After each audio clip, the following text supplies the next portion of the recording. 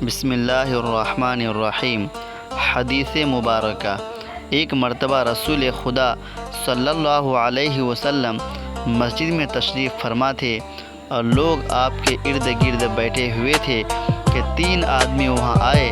ان میں سے 2 رسول اللہ صلی اللہ علیہ وسلم کے سامنے پہنچ گئے اور ایک واپس چلا گیا۔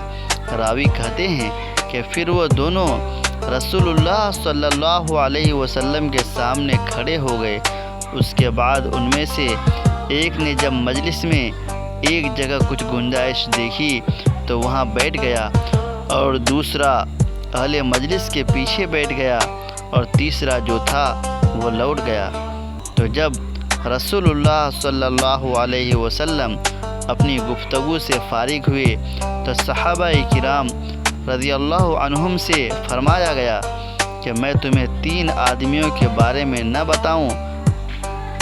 تو سنو، ان میں سے ایک نے اللہ سے پناہ چاہی، اللہ نے اسے پناہ دی، اور دوسرے کو شرم آئی تو اللہ بھی اس سے شرمایا کہ اسے بھی بخش دیا، اور تیسرے شخص نے منہ موڑا تو اللہ نے بھی اس سے منہ موڑ لیا۔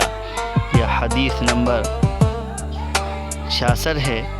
حضرت امام بخاری رحمۃ اللہ علیہ اپنی کتاب بخاری شریف میں اس روایت کو نقل کی ہے کہ اللہ کے نبی صلی اللہ علیہ وسلم کے پاس 3 شخص آئے تھے، اور 3 میں سے ایک واپس چلا گیا تھا، اور 2 وہاں پہ موجود تھے، دونوں کے دونوں بیٹھے تھے۔ اس بارے میں اس حدیث میں بتایا گیا ہے۔